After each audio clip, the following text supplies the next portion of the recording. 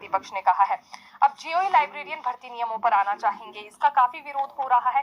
ये पहले ही क्योंकि अभ्यर्थियों की ओर से कह दिया गया था कि अगर इसमें +2 में 50% अंकों की शर्त रखी जाएगी तो ये शर्त इनके लिए उचित साबित नहीं होने वाली है। और हुआ भी यही। भर्ती नियम जब सामने आए तो एक तो +2 में 50% अंकों की शर्त लगाई गई है और दूसरा बैचलर डिग्री इसमें मांगी गई है।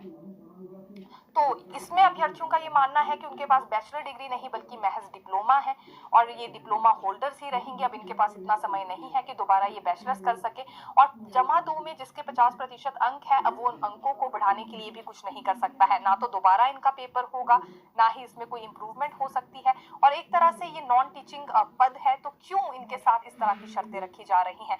क्योंकि संख्या इनकी भी हजारों में है जो कि जेईई लाइब्रेरियन भर्ती के लिए इंतजार में बने हुए थे और ऐसे में 2 शर्तें रखी गई है। दोनों ही शर्तें इन्हें रास नहीं आ रही है और इसमें दावा ये भी किया जा रहा है कि 20 से 25 साल पहले कुछ एक लोगों ने अपनी +2 पूरी कर ली है। तो ऐसे में कैसे वो इन नंबर्स में बदलाव करवाएंगे?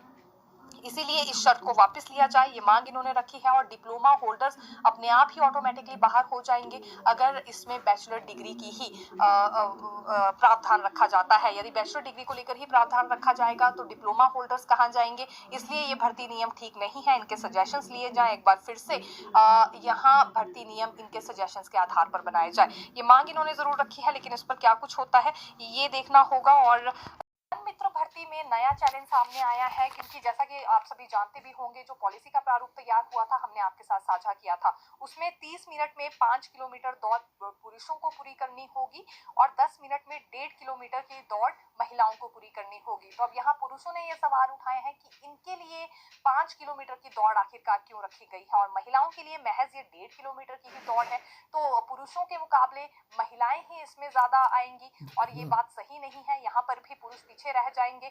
हर पॉलिसी में महिलाओं के लिए खास प्रावधान होते हैं, ये अच्छी बात है, लेकिन यहाँ इनके साथ बिल्कुल अन्याय हो रहा है। ये सोशल मीडिया पर कुछ एक पोस्ट साझा हो रहे हैं।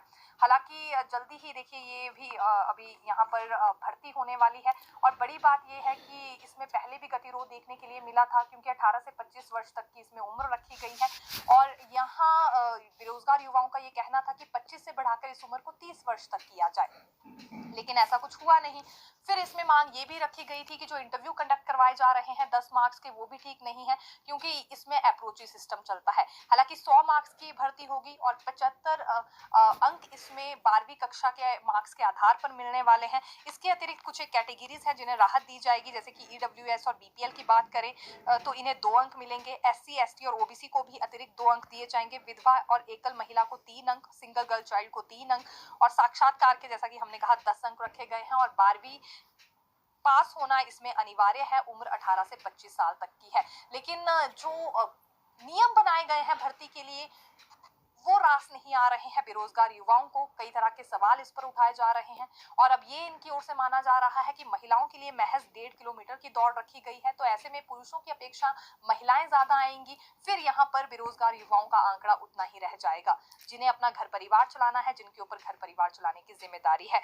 अब इसमें हमें नहीं लग रहा है कि कोई बदलाव होगा क्योंकि 2061 के करीब पदों पर ये भर्ती होनी है और एसडीएम कमेटी की ओर से ही इसमें देखिए साक्षात्कार भी लिए जाने हैं। पूरा प्रोसेस तय हो चुका है, एक तरह से भर्ती प्रोसेस ये शुरू हो चुका है। तो अब इसमें कोई भी बदलाव हो ऐसी कोई संभावना हमें नजर नहीं आ रही है। जल शिवधाम प्रोजेक्ट पर कार्य पूरा होना चाहिए।